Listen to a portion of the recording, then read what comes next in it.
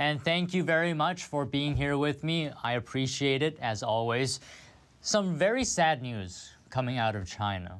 We're seeing financial ruin for some investors, including elderly retirees whose life savings have disappeared. This comes after the downfall of Sichuan Trust in China. The Chinese state took over this troubled fund after it declared it could not repay its $3.5 billion in debt. People interviewed said Sichuan Trust led them to believe it was a trustworthy financial institution. So they pulled from their life savings, they collected money to meet the minimum investment amount, around $42,000. But actually the trust was set up like a Ponzi scheme where new investors pay what is owed to earlier ones. The trust announced it would return investors' funds on a sliding scale. And what that means is that the larger the investment, the larger the loss. So many investors, of course, are protesting this plan. Some say around 300 investors are seeking legal action. Now, a vast majority of the investors who did actually sign off on this plan said they did so only because they were under duress and were threatened, in fact, with bigger losses if they don't. All right, moving on. More sad news. A small but rapidly rising number of homeowners are living every day in China in fear that they will soon have no place to call home. A former finance worker told Reuters she has been delaying the inevitable after she lost her job and stopped paying her mortgage amid China's sputtering economy. The 38-year-old says she feels like she wasted her youth and regrets the home purchase from 7 years ago. She says, quote, "It's my only house and I don't want it foreclosed. But what can I do?" She's part of the rise in mortgage delinquencies. Last year, the number of homes foreclosed in China rose 42%. That is significant here. Many of these homes are going up for auction, but in some cases, auctions for foreclosed homes have repeatedly failed. A single mom who lost her flat says her former property has been auctioned twice in the past year, but has failed to get any bids. Last year, 99,000 foreclosed units were sold at auction for a combined of 150 billion yuan. And analysts are saying rising mortgage delinquencies will further complicate China's efforts to boost its economy. And now on to some news on Russia. President Vladimir Putin warned the West yesterday that Russia was technically ready for a nuclear war, and that if the U.S. sent troops to Ukraine, it would be considered a significant escalation of the conflict. Here's more. Here's Putin speaking to state media Russia won, just days before elections which are sure to hand him another 6 years in power. Are we really ready for nuclear war? Firstly, from the technical point of view, of course we are ready. They are consistently combat ready. Secondly, and this is accepted by everybody, our nuclear triad is more modern than any other triad. Actually, only us and Americans have a triad, and we have advanced much more than them. Our triad and the whole nuclear element is more modern. Putin's nuclear warning came alongside another offer for talks on Ukraine as part of a new post-Cold War demarcation of European security. The US, however, says Putin is not ready for serious talks on the conflict. Putin has made several public nuclear warnings to the US aimed at discouraging greater involvement in Ukraine, a move the Kremlin says would mark a slide into World War. Despite Washington claiming it has seen no major changes to Russia's nuclear position, the remarks have certainly caused concern in the US capital. The West continues to grapple with how to support Kyiv against Russia, which now controls almost a fifth of Ukrainian territory. Kyiv says it's defending itself against an imperial-style war of conquest, designed to erase its national identity, whereas Russia says the areas it controls in Ukraine now belong to Russia. Putin sent tens of thousands of troops into Ukraine in February 2022, triggering full-scale war after 8 years of conflict in eastern Ukraine, between Ukrainian forces on one side and pro-Russian Ukrainians and Russian proxies on the other. Now, with the warning coming from President Vladimir Putin, one has to wonder, how big exactly is Russia's nuclear arsenal? Here's what you need to know. Russia, which inherited the Soviet Union's nuclear weapons, has the world's biggest store of nuclear warheads. Действительно готовы к ядерной войне? С военно-технической точки зрения, мы, конечно, готовы. President Vladimir Putin recently said Russia was ready for a nuclear war with the West, and that if the United States sent troops to Ukraine, the move would be considered a significant escalation of the war. Here are some key facts about Russia's nuclear arsenal. Putin controls about 5,580 nuclear warheads, according to the Federation of American Scientists. Of those, about 1,200 are retired, but largely intact, and around 4,380 are stockpiled for use by long-range strategic launchers and shorter-range tactical nuclear forces. Such numbers mean that Moscow could destroy the world many times over. Значит, думаю, никакому человеку в здравом уме и ясной памяти не придет в голову применить ядерное оружие в отношении России. The United States said in its 2022 Nuclear Posture Review that Russia and China were expanding and modernizing their nuclear forces. In February, Putin said that 95% of all of Russia's nuclear forces had been modernized. Начался серийный выпуск новых гиперзвуковых ракет «Циркон». Завершаются испытания других ударных комплексов. Since the collapse of the Soviet Union in 1991, Russia has not carried out a nuclear test. The country signed the Comprehensive Nuclear Test Ban Treaty in 1996 and ratified it 4 years later. The US also signed the treaty in 1996 but has not yet ratified it. Putin has said Russia would consider testing a nuclear weapon if the US did. And in 2023, he signed a law withdrawing Russia's ratification of the treaty. The Russian president is the ultimate decision maker on the use of nuclear weapons. The so-called nuclear briefcase is with the president at all times. The Russian defense minister and the chief of the general staff are also thought to have such briefcases. If Russia thought it faced a strategic nuclear attack, the president would send a direct launch order via the briefcases to General Staff Command and Reserve Command units that hold nuclear codes. Such orders then cascade swiftly to strategic rocket forces, which then fire at the US and Europe. И при угрозе территориальной целостности нашей страны, для защиты России и нашего народа, мы, безусловно, используем все имеющиеся в нашем распоряжении средства. Это не блеф. Now onto Wall Street, S&P 500 and Nasdaq edged lower yesterday as investors took profits in chip maker stocks while they braced for producer price data and further clues on the inflation trend ahead of next week's Federal Reserve meeting. Here's a quick recap of markets. U.S. stocks ended mostly lower on Wednesday as investors took profits in shares of Nvidia and other chip makers while they braced for further clues on inflation ahead of next week's Federal Reserve meeting. The Dow ticked up 0.1%, while the S&P 500 shed 0.2, and the Nasdaq lost more than 0.5%. U.S. producer price data for February, due on Thursday, could offer further insight into when the U.S. Federal Reserve might start cutting rates.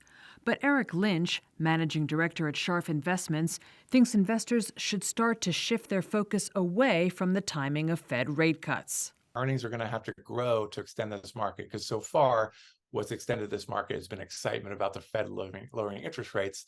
And while they may continue to do so, or we think they are going to do so, arguing over whether it's next month or June or whatever, it's kind of splitting hairs at this point.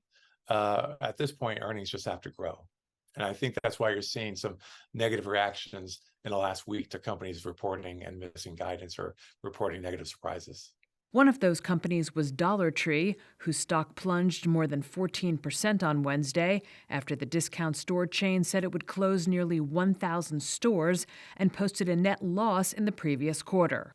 McDonald's shares fell more than 3.5% after its chief financial officer said the fast food giant's international sales could fall sequentially in the current quarter, pressured by the Middle East conflict and weak demand in China.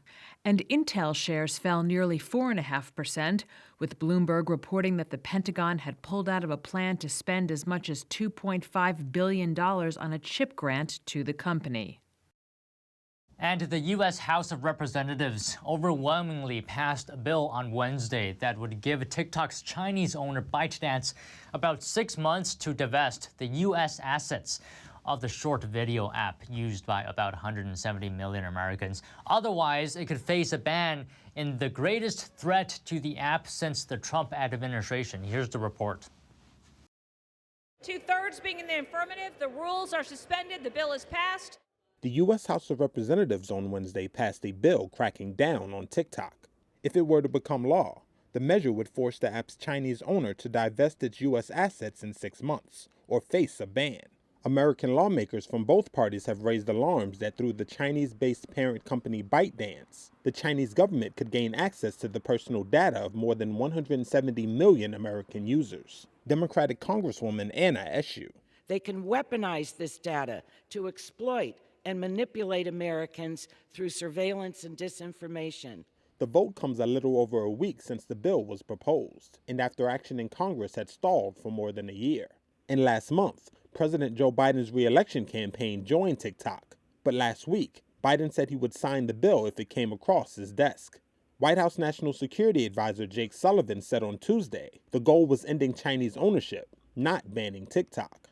Do we want TikTok as a platform to be owned by an American company or owned by China? Do we want the data from TikTok, children's data, adults' data, to be staying here in America or going to China? That is the fundamental question at issue here. The bill faces a more uncertain path in the U.S. Senate, where some senators favor a different approach to regulating foreign-owned apps that could pose security concerns. Now, if you've seen your car insurance rates skyrocket recently, well, you're not alone. They're up an average of 21%. That's the highest rate jump since 1976.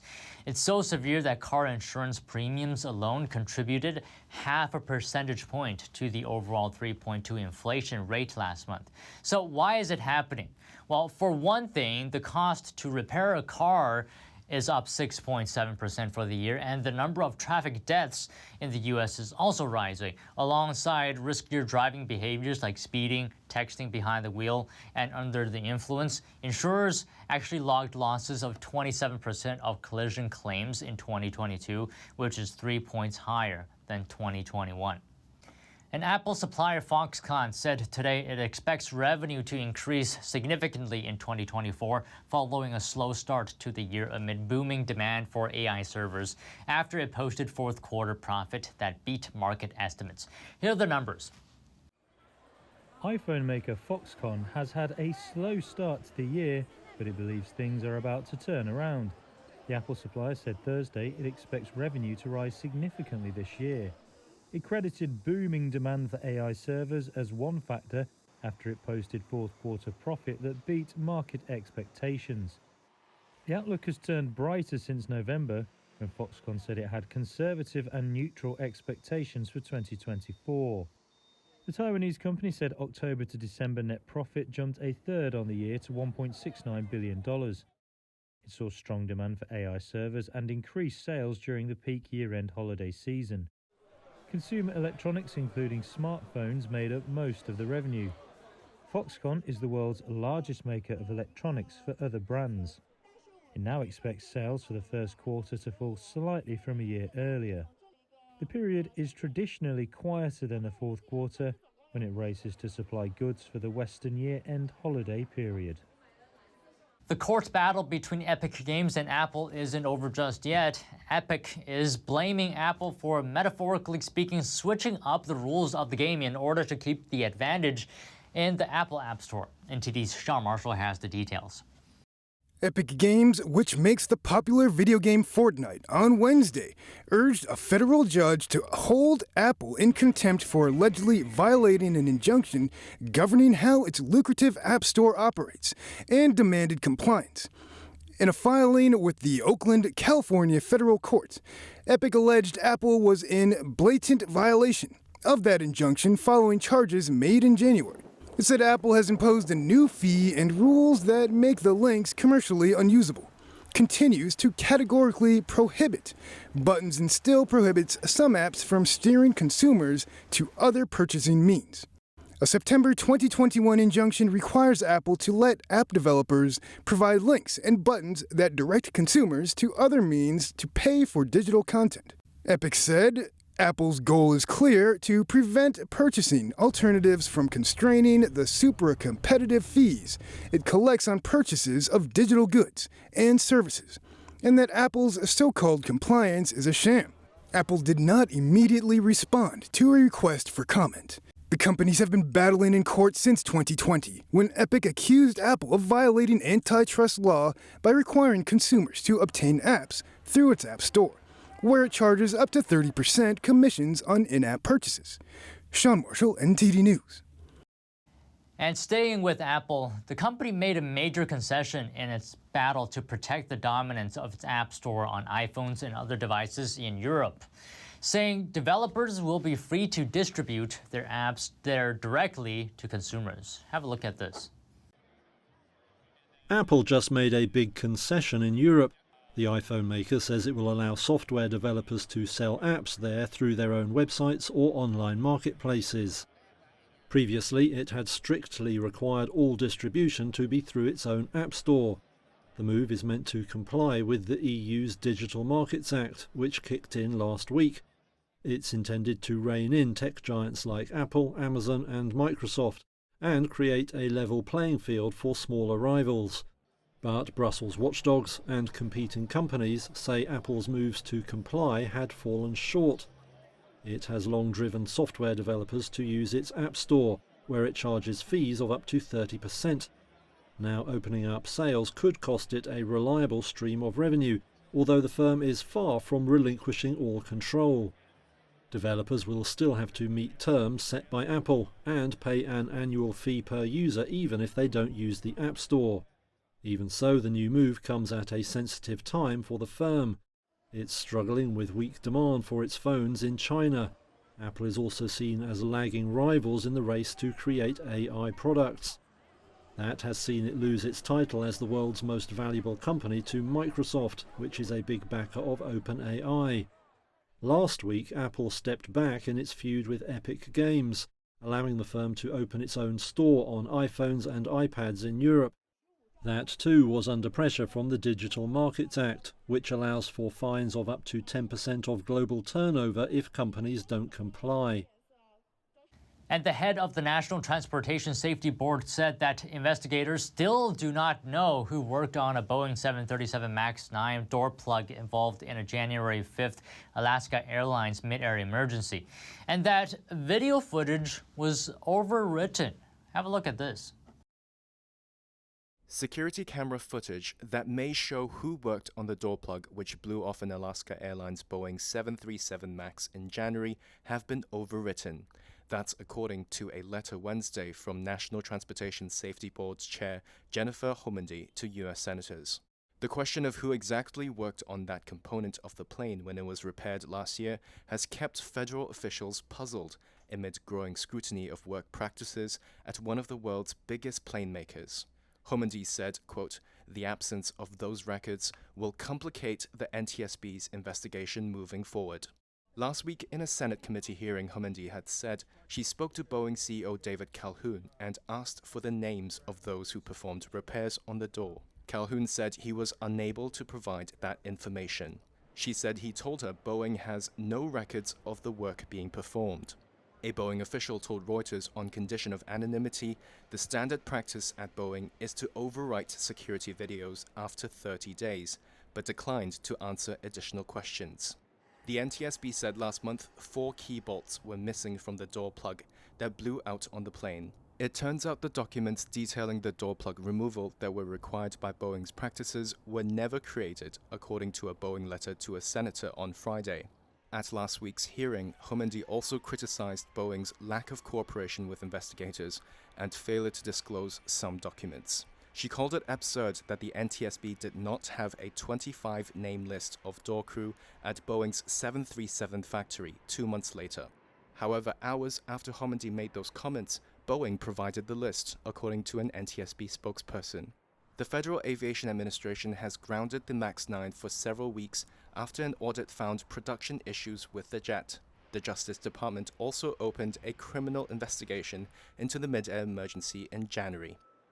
The healthcare industry is hobbled after a recent cyber attack against a major healthcare firm. This attack is causing major financial headaches for the industry, and it comes as senior White House officials are calling on healthcare providers to get essential funds back to the health sector. But that isn't the only concern for federal investigators right now.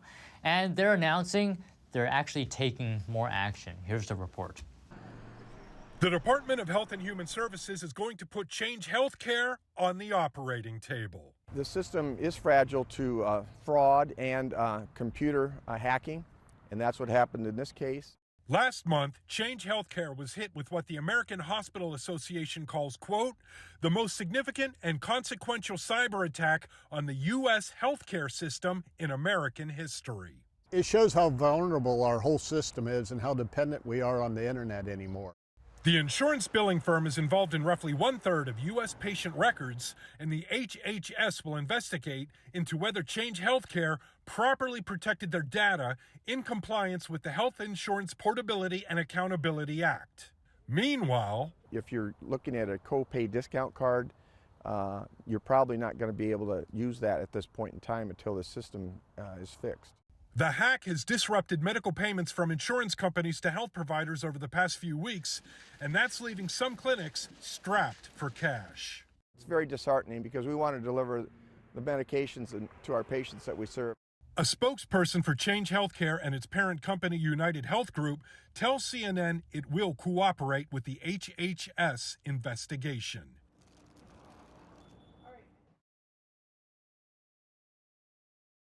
Lights, phones, TVs, computers, cars, and more. As the number of electronics in our lives increases, so too does our demand for electricity. The U.S. Energy Information Administration projects power consumption to reach record highs this year and next year as well. This comes as homes and businesses use more electricity instead of fossil fuels for heat and transportation. Now, the short-term energy outlook expects a drop in coal use and a rise in renewable output, while the use of natural gas and nuclear power are expected to stay the same. And Toyota Motor agreed to give factory workers their biggest pay increase in 25 years, with other big names in Japan making similar moves, and it's all heightening expectations that the country's central bank will feel ready to make a key policy shift next week. Here are the details. Toyota has agreed to give its factory workers their biggest pay rise in 25 years, and other big names in Japanese business are making similar decisions. Panasonic, Nissan and Nippon Steel are among those in a giving mood. The news came as annual wage negotiations wrapped up on Wednesday. That process has long been seen as a defining feature of the collaborative relationship between management and labour in Japan. But this year the talks are even more closely watched than usual. That's because the Bank of Japan has made big pay increases a prerequisite for getting out of negative interest rates. Bank Governor Kazuo Ueda has said he wants to see signs that wage hikes will help end Japan's long battle with deflation and spur consumer spending. Now the new figures have economists betting the bank could even make a move at next week's policy meeting. Toyota is often seen as a bellwether for wages, but this year there are other positive signs. One metals and machinery union said its members were getting better than expected rises at small firms. That's critical, since smaller companies employ 7 out of 10 workers in Japan. Union grouping Rengo says overall hikes could exceed 5% for the first time in 31 years. Economists see domestic labour shortages and inflation as among the drivers. Zara owner Inditex said that its sales jumped 11% on Wednesday in constant currency for the first half of the spring season between February 1st and March 11th. And this is after the Spanish fashion giant surpassed main rival H&M's annual sales growth. Here's a closer look. Inditex sales jumped 11% during the first half of the spring season, the Zara owner said Wednesday. It means the Spanish fashion giant continued its winning run against key rival H&M. Inditex widened its lead over the Swedish retailer as it delivered fashion trends faster from nearby suppliers. It was also able to sell more clothes at higher prices to upmarket shoppers. These moves have helped counter the fast growth of Chinese rival Shein. But sales are now growing at a slower speed as the pace of price rises moderates.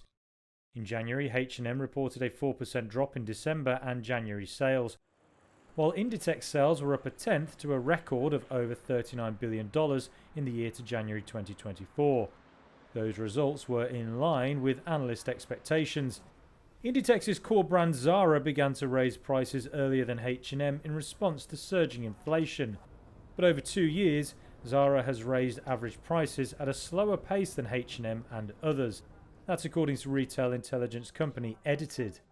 It said the average price of apparel in stock at Zara for spring this year is 11% higher than 2 years ago, while stocks at H&M and rival retailer Mango are both up 20% versus 2 years ago.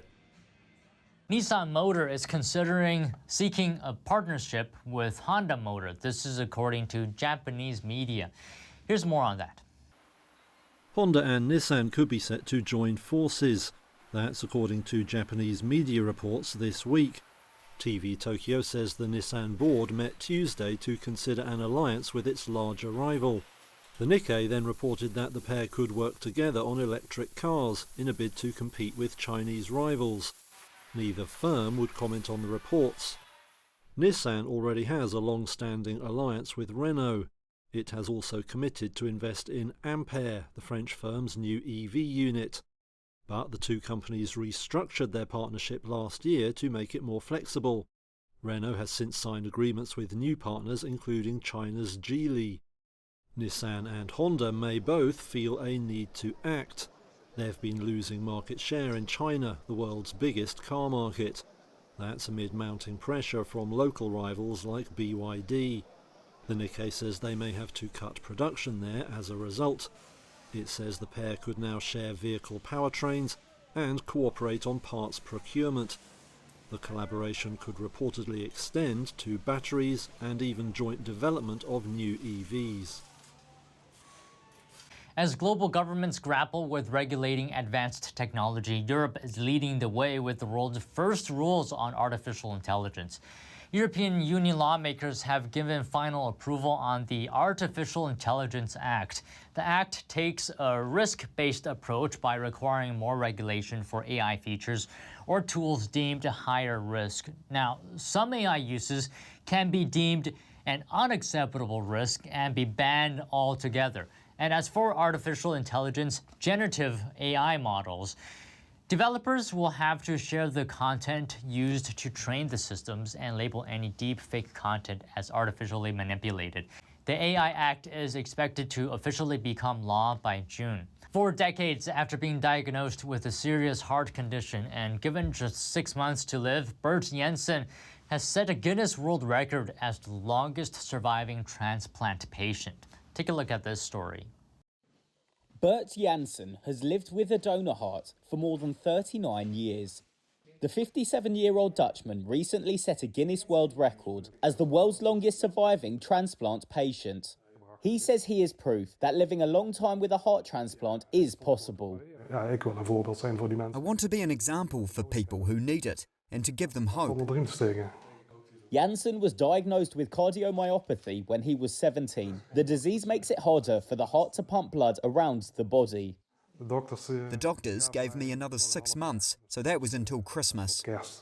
At that time, a heart transplant had never been carried out in the Netherlands. Jansen's cardiologist referred the teenager to Harefield Hospital in England. In June 1984, Jansen underwent transplant surgery there after a heart became available following a tragic car crash in which 2 young adults died. Almost 4 decades later, Jansen is married with 2 sons and a keen glider pilot. Life can still be beautiful. It also has its beautiful sides. One of the beautiful sides is that despite everything, we have 2 healthy children. They are 23 and 27 years old already. So that is going well. We enjoy it. Even having a family is possible after a heart transplant.